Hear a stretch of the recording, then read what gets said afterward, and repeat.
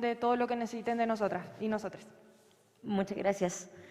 Ahora, a continuación, vamos a dar paso a los siguientes expositores, representantes de Servicio Jesuita a Migrantes. Si pueden, por favor, subir por acá.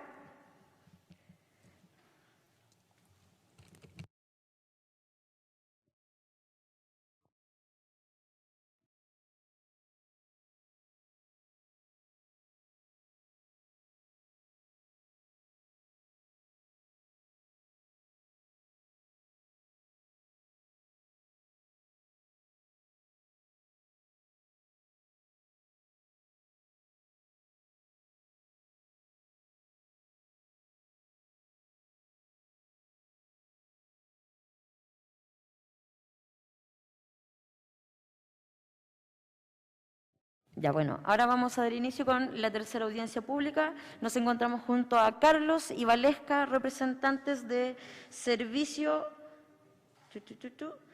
Jesuita a Migrantes. Como siempre, 10 minutos para la exposición y posteriormente la ronda de preguntas. Chicos, tienen totalmente la palabra. Buenos días a todos y a todas. Muchísimas gracias por este espacio. Estamos muy contentos de estar acá. Bueno, queremos partir contándoles que lo que traemos acá es fruto de un trabajo arduo desde el año pasado, en donde hicimos un proceso participativo con más de 150 personas migrantes y con organizaciones también migrantes y promigrantes, que en el fondo aquí se ven representadas y reflejadas sus voces, dado que históricamente en nuestro país no han tenido voz.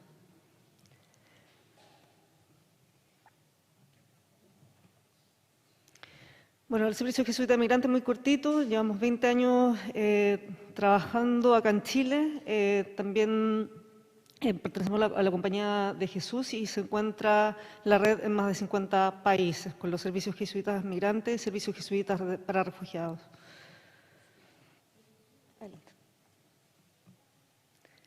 Nuestro propósito es luchar por una sociedad más humana, acogedora e intercultural en la que nos reconozcamos como iguales en dignidad y derechos. Y es por eso que estamos acá.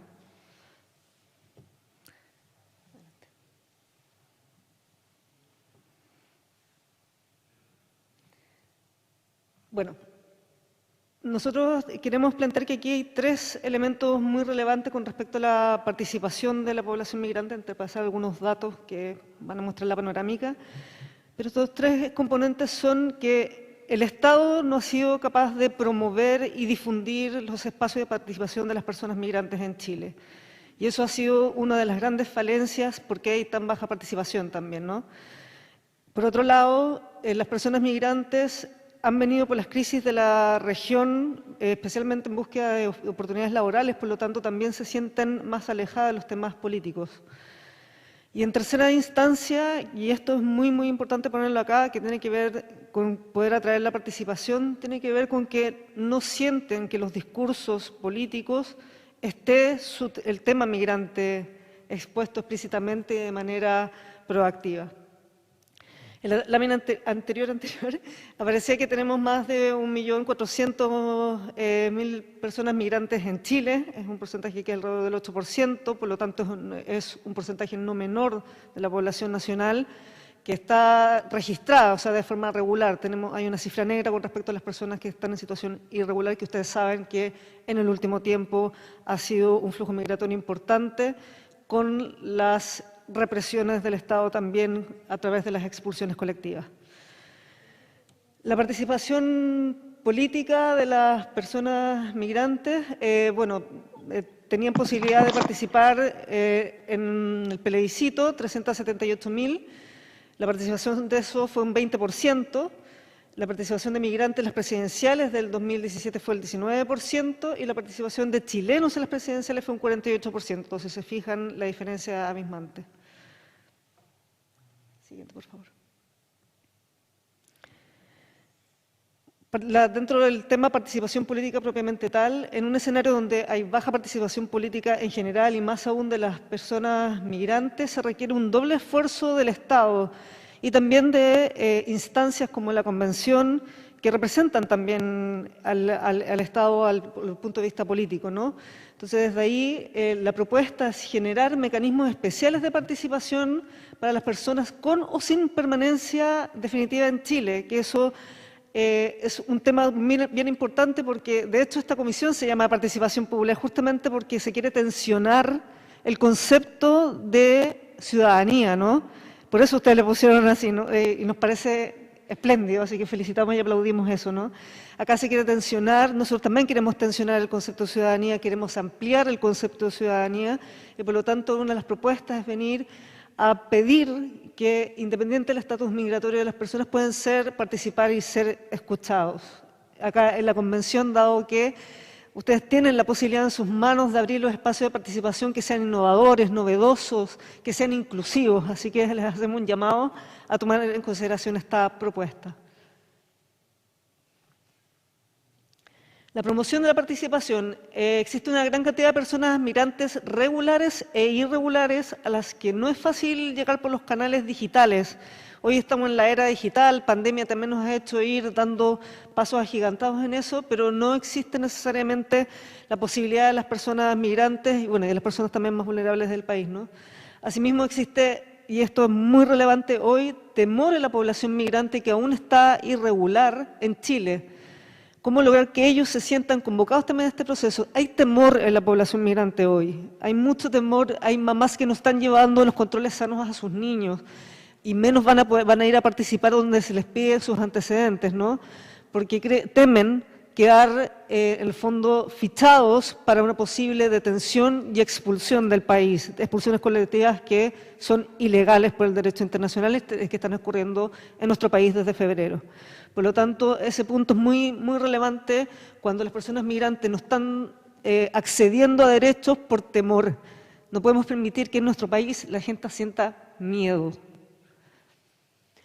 La propuesta acá, entonces, que la Convención deba asegurar que no habrán consecuencias por la participación de las personas migrantes y que su estatus migratorio tampoco es un impedimento para hacerlo. Acá, por eso les decía, tensionar el concepto de ciudadanía, el concepto de residencia. Acá es importante que las personas que vivan en el territorio nacional y por supuesto y por lo demás, y más importante aún las personas que han estado históricamente excluidas, como son las personas que están en situación irregular. Incluir en la difusión de la participación en la Convención a las organizaciones migrantes y promigrantes. Nosotros tenemos una red importante, nosotros nos sentimos acompañando procesos, facilitando procesos para darle voz a las personas migrantes y también estamos en nuestra espalda también soportados y acompañados por las organizaciones migrantes que también están organizadas con estos temas. Incluir la participación también de las entidades públicas. Las entidades públicas son las que tienen contacto directo también con las personas migrantes. Están los colegios donde están yendo los niños y ahí están sus padres. Están los municipios, que también hay muchos municipios que están muy comprometidos con la causa migrante.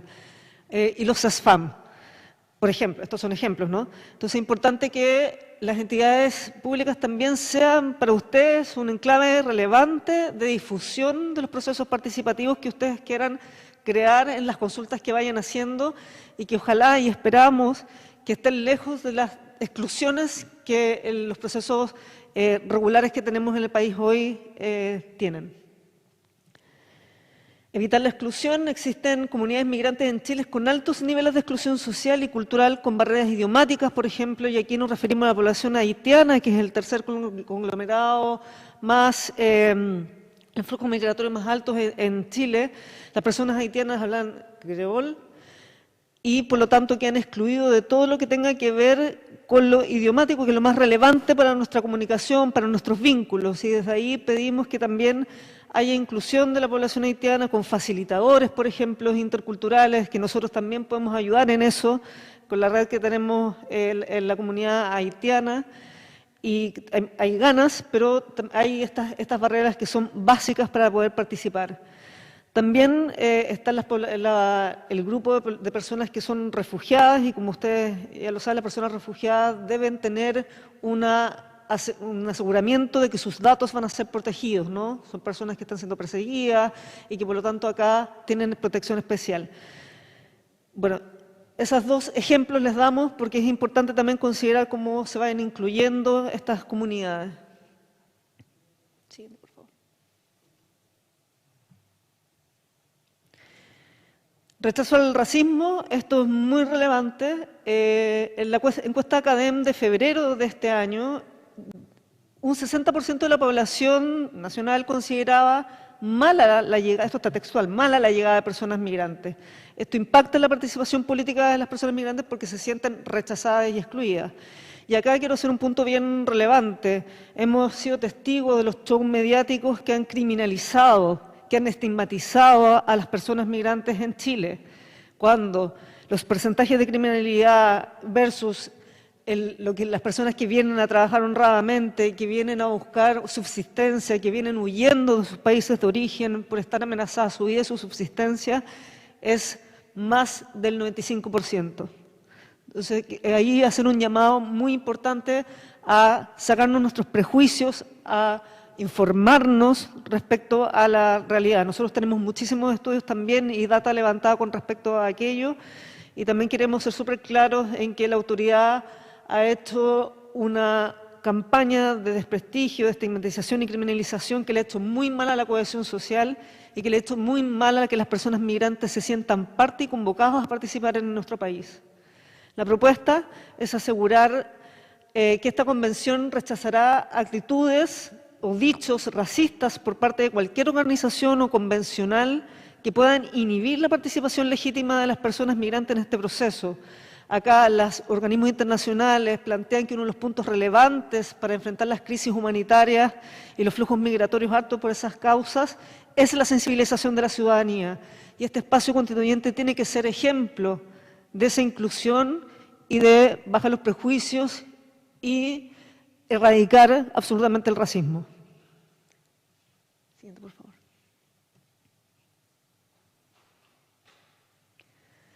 Bueno, eso ya lo mencioné, pero tiene que ver con las restricciones de la participación y, como les mencioné al inicio, hay una noción que debe ser cuestionada desde lo político, lo social, que deriva de la idea de nacionalidad, ¿no? Y radica en el principio de la residencia como fundamento para el ejercicio de derechos políticos y a todas las personas que residen en el territorio nacional, independiente de su lugar de nacimiento. Acá no hay ciudadanos o no hay personas de primera o segunda categoría, todos vivimos, si estamos en este territorio, somos sujetos de derecho, y eso es algo que tiene que quedar explícito y tiene que ser concreto y tiene que explicitarse en los espacios de participación. La residencia no tiene que ver con que una persona, acá hay personas irregulares, muchísimas personas irregulares en este país que son invisibles para acceso a derechos. Entonces, desde ahí la Convención tiene una hermosa tarea y una hermosa invitación a visibilizar la realidad de estas personas que son las más excluidas. Ustedes saben que en nuestro país, si tú no tienes RUT, no existes. Entonces, y esas personas existen y están en nuestro país invisibilizadas. Y en una precariedad que cada vez más va en aumento con las políticas, no políticas finalmente, que puedan acoger las situaciones regionales que estamos viviendo.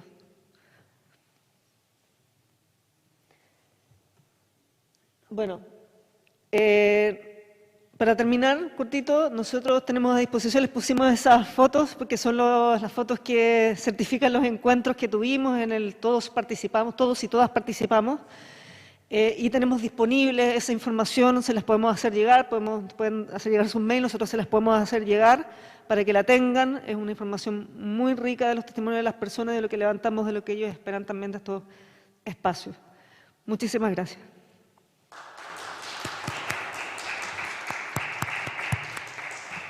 Muchísimas gracias, Valesca, Carlos también que la acompaña. Ahora vamos a iniciar con la ronda de preguntas. Tomás, tienes la primera palabra. Sí, primero agradecerle la presentación muy clara, agradecerles también la labor que hace el Servicio Jesuita. Yo creo que vale la pena el reconocimiento por el trabajo que hacen ahí donde el Estado no actúa y llenan un vacío tremendo y muchas veces contra el Estado también, por las vulneraciones de derechos humanos en las que incurre.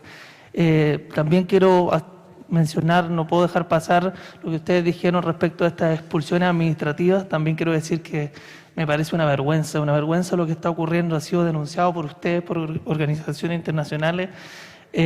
No solamente es una vulneración de los derechos de las personas que están siendo expulsadas sin un debido proceso, sino que también de los miles de migrantes que viven en Chile y que son estigmatizados por las acciones del gobierno. Así que un llamado de atención también al gobierno a que detenga este proceso y que retrotraiga entonces esta normativa. Tengo dos preguntas para ustedes. En algunas comunidades evidentemente hay cierta tensión también con las comunidades migrantes. Entonces lo escuchaba y pensaba, bueno, a la hora de pensar en mecanismos de participación, en cabildo, instancias, con todos los elementos que ustedes mencionaban, es preferible hacer, estoy pensando, cabildo, digamos, solamente para migrantes, cabildo abierto a la comunidad donde se integre la mirada, digamos, de la comunidad local, digamos, con los migrantes. ¿Cómo ven ese tipo de participación? Y lo segundo, también relacionado con eso, hay otra vía de participación podría ser la participación individual, como pasó en el proceso Bachelet a través de una página web, por ejemplo, que también de repente eso permite que personas que no se pueden reunir, que no tienen el tiempo, puedan hacer oír su voz. Pero al menos el proceso de Bachelet tenía este problema que ustedes mencionaron, que era con RUT, con el número de serie. Y es muy probable que en la estandarización que nosotros pensemos también esté pensado en una suerte de clave única. Entonces también, como ven, que se mezclen los diferentes mecanismos y qué tipo de problemas podríamos enfrentar, así como el solicitar el RUT o el número de serie, ¿ya? Muchas gracias. Muchas gracias por la pregunta convencional. Respecto a la primera pregunta, creo que, quizás haciendo una reflexión sobre el tema de las expulsiones colectivas, tenemos nosotros una posición similar a la que tú manifiestas. Hemos señalado insistentemente en la necesidad de tener las expulsiones colectivas, y si este órgano quisiera pronunciarse en algún momento para detener estas expulsiones colectivas que han hecho tanto daño, sería un gran aporte al proceso político general del país y a la inclusión. Nosotros creemos que hay diferentes mecanismos que pueden funcionar para provocar esta participación, y creo que no son excluyentes. Es decir, generar cabildos particulares para grupos excluidos que puedan sentir espacios protegidos, como también espacios abiertos que permitan la inclusión de todos los participantes de determinados sectores locales o territorios. Creo que hay que hacer ambos y complementarlos con mecanismos digitales que no excluyan a quienes no poseen las herramientas formales para poder participar, como la clave única. Muchas veces también la clave única se transforma en un impedimento por la falta de herramientas digitales para acceder a ese tipo de circuitos. Entonces creo que habría que dar una vuelta. Nosotros podemos preparar una propuesta particular de este tema y hacérselas llegar para que ustedes la tomen en consideración, y lo podemos hacer de aquí a 2 semanas para que ustedes también puedan tener tiempo para poder hacer estas incorporaciones. Eso. Muchísimas gracias, Carlos. Muchas gracias, Tomás. Siguiente pregunta, Malucha. Hola, buenos días. Muchas gracias por estar aquí. Muchas gracias por la labor, además, que desempeñan tan importante en Chile. De todo este tiempo hemos estado escuchando distintos testimonios de discriminación, de exclusión. Realmente esto nos atraviesa y nos rompe, porque aquí somos todos y todas las que estamos, como dicen ustedes, compartiendo este territorio. Quería hacerles una pregunta, porque uno de nuestros objetivos de esta comisión es justamente llegar a esas comunidades históricamente invisibilizadas, y los migrantes son una de ellas. Me parece súper interesante que pudieran hacer una propuesta justamente de esta combinación entre cabildos específicos y abiertos, pero también estamos imaginando algunas estrategias de participación a través de algunas plataformas virtuales. a través de ustedes, ¿cómo podemos llegar? Veo que ustedes hacen cabildos específicos, digitales. ¿Cómo podríamos generar ahí una manera de establecer esa conversación realmente, de levantar esas miradas, esa demanda, bien concretamente, digamos? Y si es que ustedes también tienen canales como para hacer alguna suerte de educación popular constituyente hacia los hermanos y hermanas migrantes. Muchas gracias, Marucha, por tu pregunta. Efectivamente, nosotros tenemos redes de organizaciones migrantes, premigrantes, y también tenemos a nuestros usuarios, ¿no? que están ahí siempre también enseñándonos mucho, contándonos sus historias, contando su cotidianidad, que finalmente es lo que nosotros traemos acá, es esa conversación, diálogo, escucha permanente, acompañamiento y aprendizaje con las personas migrantes. Y desde ahí, por supuesto, tenemos muchas vías de red, tanto de personas individuales como red de organizaciones y movimientos que nosotros podemos apalancar y podemos articular. En general, o sea, lo hacemos muchísimo para todos los temas, vamos articulando esfuerzos y invitaciones a otros y nos ponemos a disposición profunda, genuina y concretamente de ustedes para poder generar esos mecanismos y esas articulaciones y los espacios de escucha. Tenemos experiencia en hacerlo, lo hicimos el año pasado, lo hemos hecho en otras ocasiones. Tenemos también gozamos de la confianza de los movimientos y de las personas migrantes también, y eso es un capital que hoy también nos sirve mucho para poner a disposición. Entonces, por supuesto que muy abiertos a poder generar y apalancar esos espacios para que se abran efectivamente los espacios de escucha. Complementar, convencional Malucha, que aquí nosotros hacemos un trabajo de formación y educación popular muy constante. Lo hacemos desde los campamentos hasta de manera digital. Generalmente con la explicación de proyectos de ley, la explicación de la normativa vigente, la explicación de qué pueden hacer las personas. Entonces también ponemos a disposición de esta convención nuestra humilde pero dedicada labor de formación popular también, que podríamos adecuar para hacer educación popular para la participación en esta convención o lo que ustedes estimen pertinente. O sea, por un lado está lo digital, pero también podrían entregar material presencial, o sea, ya ni sé cómo se dicen pero folletería, o sea, perfecto, folletos, esa es la palabra, gracias. Tenemos la posibilidad porque tenemos trabajo territorial, tenemos trabajo comunitario en Estación Central acá en Santiago, tenemos redes para poder llegar a otras comunas y tenemos oficina en Arica de Antofagasta y también enclaves en Tarapacá hoy. Así que tenemos llegada física. Genial, gracias. Muchísimas gracias, Valesca, Carlos, Malucha.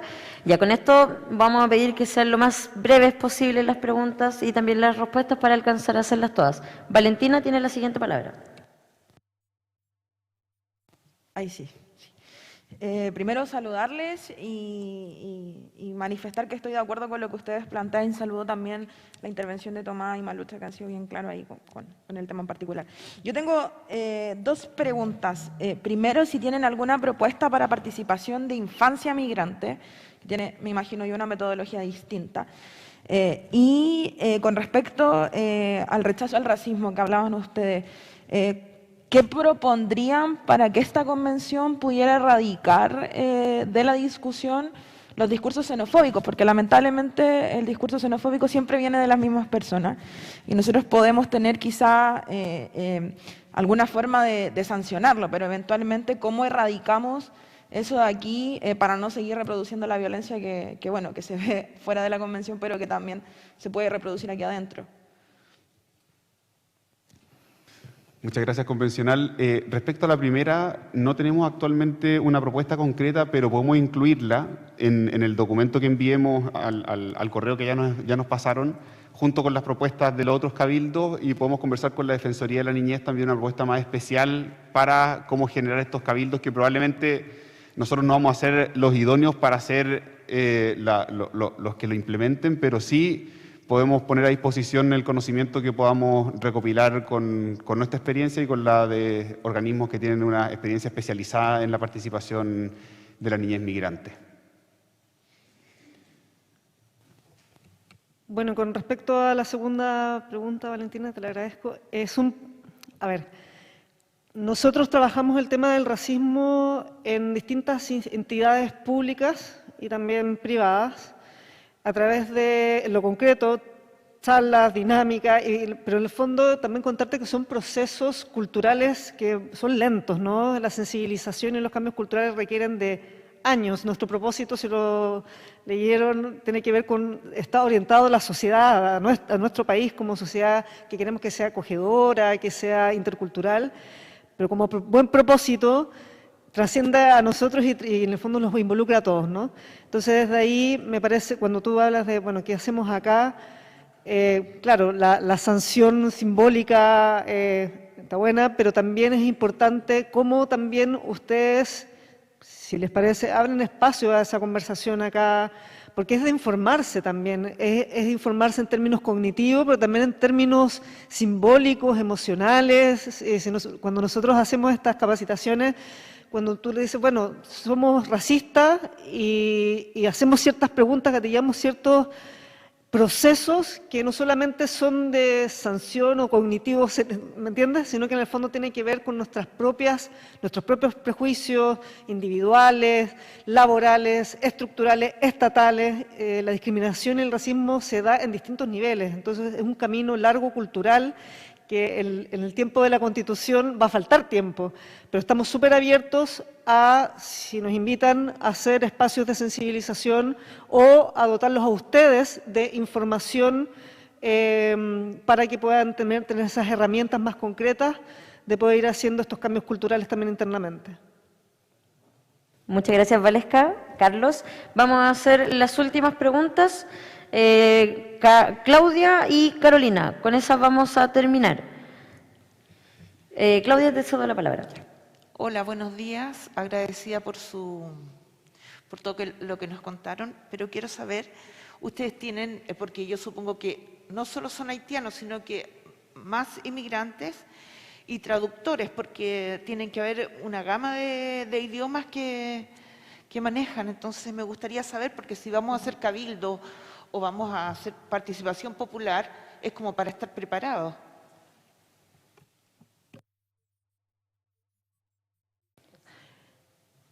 Gracias por tu pregunta, Claudia. Nosotros tenemos mucha experiencia en el tema de la mediación intercultural, que le llamamos, ¿no? Tenemos trabajo con padres, madres, tutores haitianos, y ahí tenemos mediadores interculturales. En las charlas también trabajamos muchísimo con la población haitiana, somos referentes en los cursos de español que se da a través de una red, somos los que generamos los contenidos y los materiales para los cursos de español. Entonces tenemos mucha experiencia técnica y de implementación de la traducción, por ejemplo, del creol haitiano al español. Y, bueno, de los flujos migratorios, Haití es el único país de una comunidad amplia que no es hispanohablante. Entonces, el resto, que es Venezuela, Perú, Colombia, son hispanohablantes. Entonces, ahí no hay ningún problema. Sí, lo que pasa es que, por ejemplo, tenemos la comunidad siria, que también son refugiados. ¿De ellos ustedes no tienen gente también que son parte de ustedes? No, tenemos muy bajas solicitudes de la comunidad siria porque la comunidad siria, cuando llegó a Chile, fue muy acompañada cuando pidieron refugio. Hubo todo también un tema mediático, se les recibió, se les ubicó. Entonces la comunidad siria no llegó al SJM pidiendo la ayuda de manera particular porque hubo una protección, ya siendo refugiados, tienen protección especial por parte del Estado. Entonces es un conglomerado que es distinto al que nosotros atendemos comúnmente. Pero podemos también conversar si es que hay alguna red que hay que incluir ahí. Pero es distinto, claro, cómo ellos han llegado acá, que ha sido distinto a cómo han llegado las poblaciones pidiendo. Bueno, dicho sea de paso, el año pasado se otorgaron apenas 10 refugios, 10 otorgamientos de refugio en Chile, considerando la situación de Venezuela. Entonces, el conglomerado sirio es un caso bien particular dentro de la historia de nuestro país de la migración, pero eventualmente podremos también articular desde ahí. Muchas gracias, Valesca. Carlos, nuevamente. Claudia, por la pregunta. Carolina, vamos contigo. Aló, primero agradecer su labor porque no es fácil ser migrante. Yo he tenido, no sé si la ventaja o desventaja de vivir en el extranjero, viví en España durante mi doctorado y para mejorar mi inglés, siendo doctora me fui a Irlanda a trabajar limpiando casas. Es muy distinto cuando te ven en un grado como estudiante o como te ven haciendo otra cosa y cuando te toca viajar por experiencias, llega mucha gente a hacer una labor que no es su labor profesional. En ese sentido, y siguiendo la pregunta de Claudia, ¿ustedes dispondrían de traductores para nosotros, sobre todo para los haitianos de creol? Porque si hacemos una página web y solamente en español, ya lo estamos excluyendo. Si hacemos volante y solamente lo hacemos en español, también lo estamos excluyendo. Necesitamos, por ende, gente que nos apoye en la traducción del material que se genere para que ellos puedan ser incluidos en este proceso.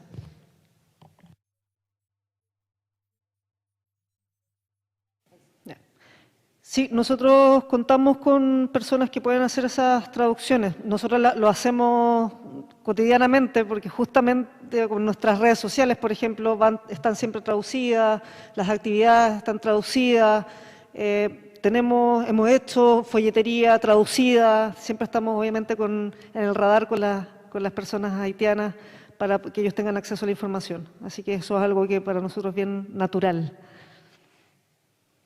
Muchísimas gracias. Ya con eso vamos a dar por finalizada esta audiencia. Valesca, Carlos, de verdad, muchísimas gracias por su exposición. Lo despedimos con un fuerte aplauso, por favor, a Carlos y a Valesca, representantes de Servicio Jesuita a Migrantes. Muchísimas gracias, compañera, chicos.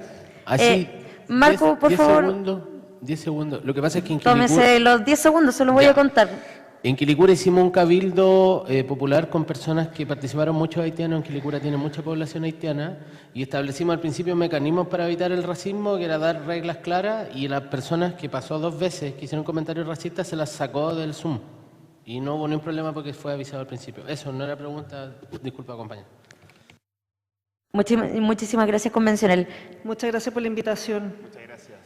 Chao, muchísimas gracias, Valesca y Carlos. Ahora vamos a pasar a la siguiente exposición. Va a estar con nosotros